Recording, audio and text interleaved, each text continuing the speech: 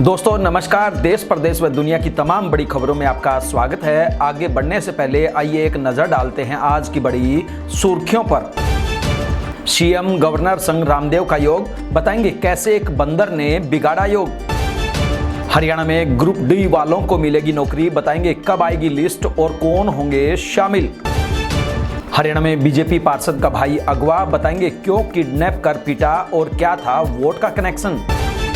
वहीं हिमाचल में घूमने वालों की आफत, बताएंगे कहां लगा लंबा जाम और क्यों होटल्स में नहीं बची जगह। एमएलए ने रेप केस वाले भाई से तोड़ा नाता, बताएंगे क्यों बोले मेरी इमेज मत खराब करो।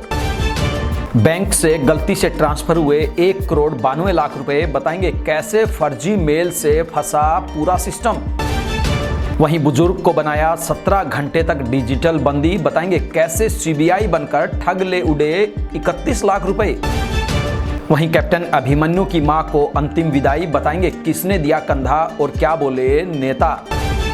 कांस्टेबल के बेटे की मदद को जुटी हरियाणा की पुलिस, बताएंगे क्यों अफसर अपनी सैलरी कर रहे हैं दान।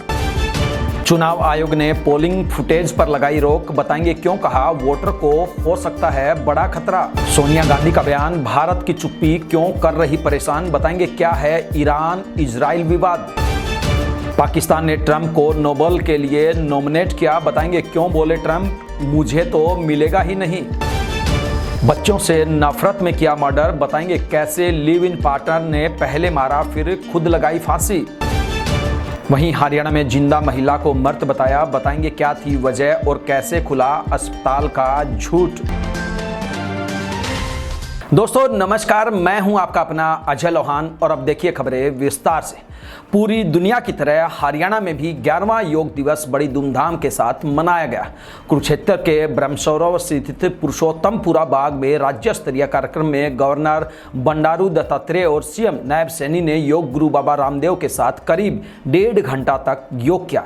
इस दौरान सीएम ने योग शिक्षकों की भर्ती और सरकारी ऑफिसों में योग के लिए 5 मिनट का ब्रेक करने समेत 9 घोषणाएं की। बॉलीवुड एक्ट्रेस मलाइका अरोड़ा गुरुग्राम के डीएलएफ साइबर हब में योग करने पहुंची।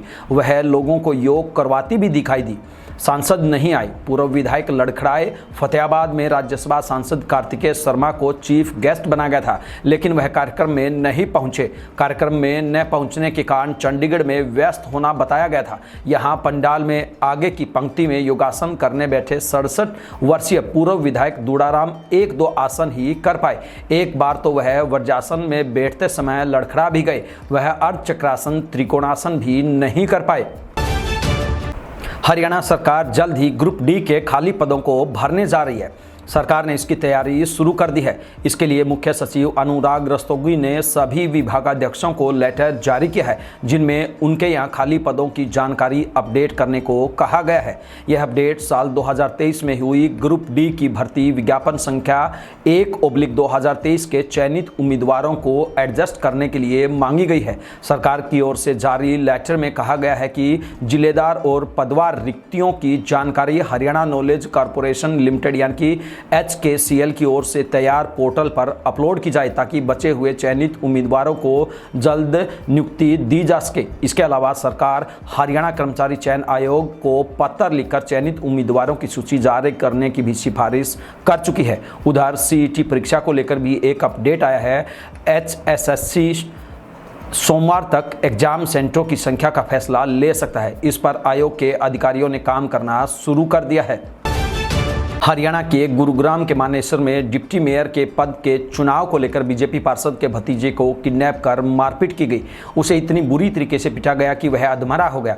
इसके बाद हमलावर उसे बेस्टेक अल्टुरा सोसाइटी के सड़क के किनारे फेंक कर फरार हो गए। हमलावरों ने उसे धमकी दी है कि अपने भाई को समझा लेना, हमारे पक्ष में ही वोट करे। गंभीर घायल युवक को अस्पताल में भर्ती कराया गया है। युवक प्रदीप पार्षद दयाराम का चचेरा भाई है। उसका आरोप है कि हमलावरों ने उसके गले से 2 तोले की सोने की चैन और जेब से 12,000 रुपए कैश भी छीन लिया। धमकी दी है कि अगर दयाराम ने हमारे हक में वोट नहीं किया तो तेरे पूरे परिवार को जान से मरवा देंगे। इस मामले में खिड़कीदोला थाने में गांव शिकोपुर के परमजीत सिंह सहित अन्य के खिलाफ FIR दर्ज की गई है, जिसमें मेयर के पति के नाम का भी जिक्र किया गया है।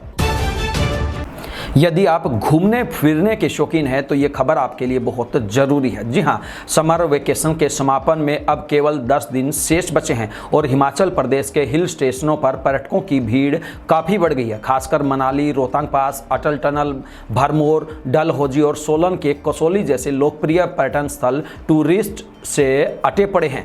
इससे होटलों में 50 से 95% तक ऑक्यूपेंसी हो गई है। साथ ही बड़ी संख्या में टूरिस्ट व्हीकल आने से ट्रैफिक जाम के साथ पार्किंग में भी परेशानी हो रही है।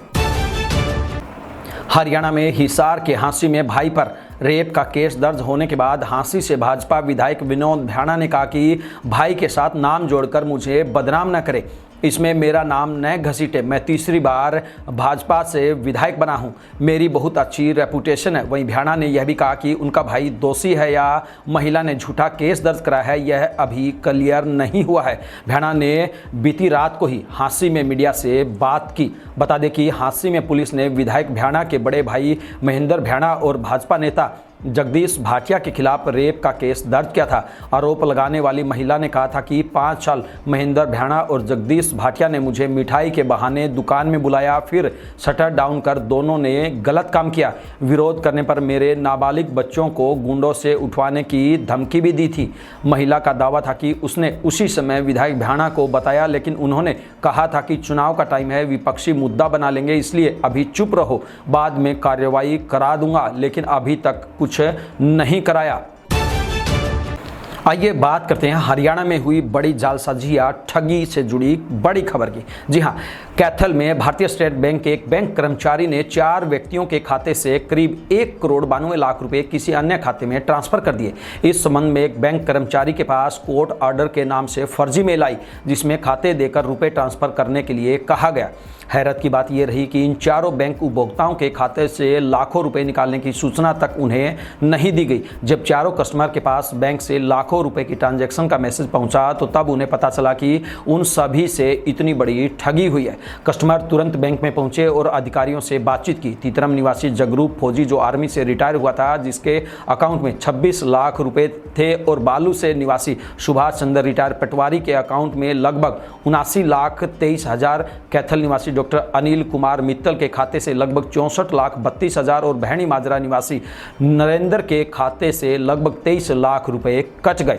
शाम 3 से लेकर 3:30 बजे तक ये पैसे ट्रांसफर किए गए। सभी व्यक्तियों के 1 करोड़ 92 लाख रुपए state bank branch Jind road Kaithal के कर्मचारी रूपलाल ने Kalur food enterprises private limited Kerala की कंपनी के खाते में ये पैसे ट्रांसफर कर दिए। समय 3 बजे से 3:30 बजे शाम तक ये पैसे ट्रांसफर किए गए। सिविल लाइन थाना से मौके पर पहुंचे एडिशनल SHO साहिल ने बताया कि इस संबंध में पुलिस के पास सूचना आई थी। उनकी टीम मौके पर पहुंच गई और मामले की जांच की जा रही है। जांच के आधार पर ही आगे की कार्रवाई की जाएगी। वहीं भिवानी की डीसी कॉलोनी में रहने वाले एक बुजुर्ग रिटायर्ड बैंक मैनेजर के साथ बड़ी साइबर ठगी का मामला सामने आया है। ठगों ने खुद को CBI अधिकारी बताकर बुजुर्ग को डरा धमकाकर करीब 17 घंटे तक डिजिटल अरेस्ट किए रखा और 31,25,000 रुपए की ठगी कर ली। आरोपियों ने बुजुर्ग को बताया कि उनके आधार कार्ड से जारी एक सिम का इस्तेमाल किसी आपराधिक मामले में हुआ है। इसी बहाने उन्होंने डर पैदा किया और धीरे धीरे सारी रकम हड़प ली। पीड़ित ने मामले की शिकायत पुलिस को दी है, जिसके बाद केस दर्ज कर लिया गया है। पुलिस ने अब तक इस मामले में 5 आरोपियों को गिरफ्तार कर लिया है और आगे की जांच जारी है। आइए बात करते हैं पूर्व वित्त मंत्री कैप्टन अभिमन्यु से जुड़ी बड़ी खबर की। जी हां, हरियाणा के पूर्व वित्त मंत्री कैप्टन अभिमन्यु की माता परमेश्वरी देवी का 91 वर्ष की आयु में स्वर्गवास हो गया। वे लंबे समय से अस्वस्थ चल रही थी। उनका अंतिम संस्कार उनके पैतृक गांव खांडाखेड़ी स्थित मित्र सैन स्तंभ के पास किया गया। अंतिम संस्कार में योग गुरु बाबा रामदेव, दिल्ली के डिप्टी CM प्रवेश साहिब वर्मा पहुंचे। इसके अलावा पूर्व भाजपा प्रदेश अध्यक्ष ओम प्रकाश धनखड़ व मंत्री कृष्ण बेदी संस्कार में शामिल हुए। प्रवेश साहिब वर्मा ने कैप्टन के साथ मिलकर अर्थी को कंधा दिया। वहीं बाबा रामदेव ने भी अर्थी को कंधा दिया। परमेश्वरी देवी के परिवार में 6 बेटे और 3 बेटियां हैं। बेटों में रुद्रसेन, वीरसेन, वर्तपाल, कैप्टन अभिमन्यु, मेजर सतपाल और देव सुमन है। बेटियों में दया, बिमला और मधु शामिल है। उनके पति मित्रसेन का पहले ही स्वर्गवास हो चुका है। मित्रसेन आर्य समाज सेवा में अग्रणी थे। वे सामाजिक कार्यों में सक्रिय भूमिका निभाते थे। उनके इस कार्य को परमेश्वरी देवी आगे बढ़ा रही थी। उनके निधन से गाँव और क्षेत्र में शोक की लहर है। आइए अब बात करते हैं दुनिया की सबसे बड़ी बीमारी की, और क्या है एक बच्चे का और पुलिस के बीच में कनेक्शन। जी हां, फतेहाबाद की साइबर सेल में कार्यरत कांस्टेबल राजेश के 8 महीने के बेटे युवांश का जीवन बचाने के लिए 6 जिलों की पुलिस एकजुट हो गई है। स्विट्जरलैंड से इंजेक्शन मंगवाने के लिए 14 करोड़ 50 लाख रुपए इकट्ठे करने के लिए इन जिलों के पुलिसकर्मी एक दिन का वेतन देंगे।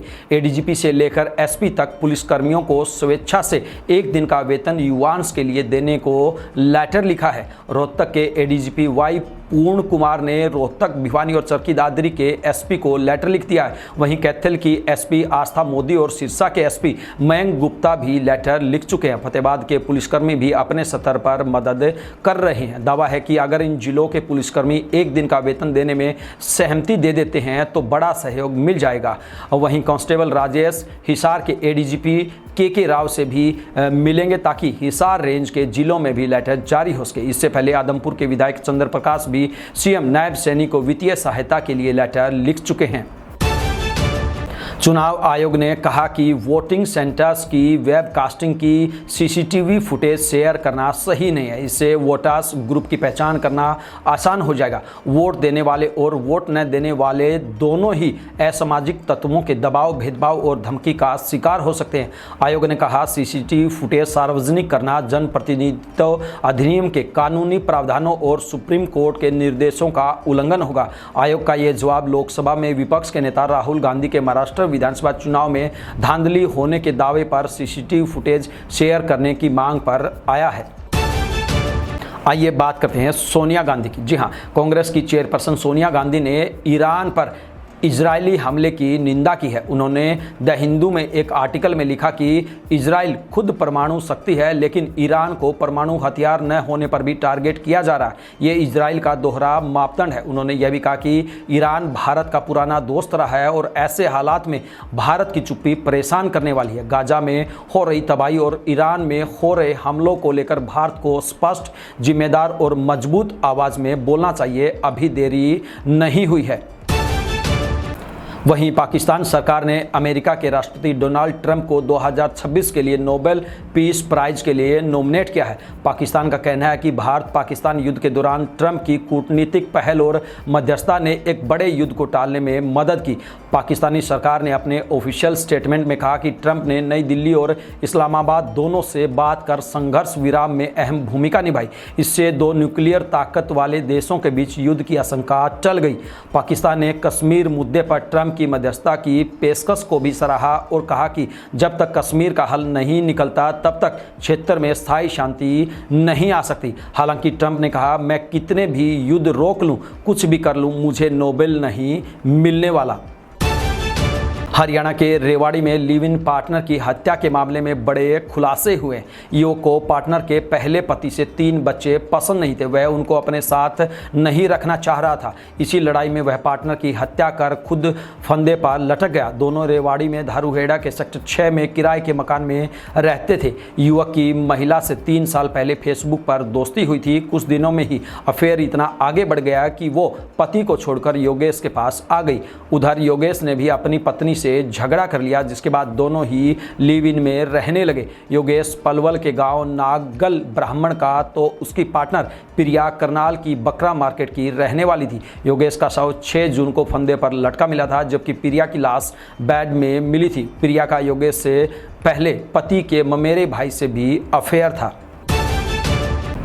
आइए बात करते हैं महिला की बॉडी को लेकर हुए सरकारी अस्पताल में ड्रामे की। जी हां, हरियाणा में फरीदाबाद के सरकारी अस्पताल में डॉक्टरों ने जिंदा महिला को मुर्दा बता दिया। इसका खुलासा तब हुआ जब परिजन लाश लेकर पोस्टमार्टम करवाने के लिए पहुंचे। वहां पोस्टमार्टम करने वाले डॉक्टर ने कहा कि महिला तो अभी जिंदा है, उसके शरीर में हलचल है, सांसें भी चल रही है। यह सुनकर परिजन भी हैरान रह गए। वह तुरंत उसे लेकर वापस इमरजेंसी की तरफ दौड़े। वहीं इसका पता चलते ही अस्पताल अस्पताल के डॉक्टरों और स्टाफ में भी हड़कंप मच गया, जिसके बाद महिला की ईसीजी समेत दूसरे इमरजेंसी टेस्ट किए गए। हालांकि कुछ देर बाद डॉक्टर ने महिला की मौत की पुष्टि कर दी। वहीं अस्पताल प्रशासन का दावा है कि महिला की पहले ही मौत हो चुकी थी, मगर पोस्टमार्टम हाउस के डॉक्टर को महिला के जिंदा होने का शक हुआ। हालांकि बाद में किए टेस्ट के बाद भी उसके मृत होने की पुष्टि हो गई। महिला के पति ने भी कहा कि जब उसने पोस्टमार्टम हाउस ले जाते वक्त पत्नी का हाथ पकड़ा था तो उसे नब्ज चलती हुई महसूस हुई।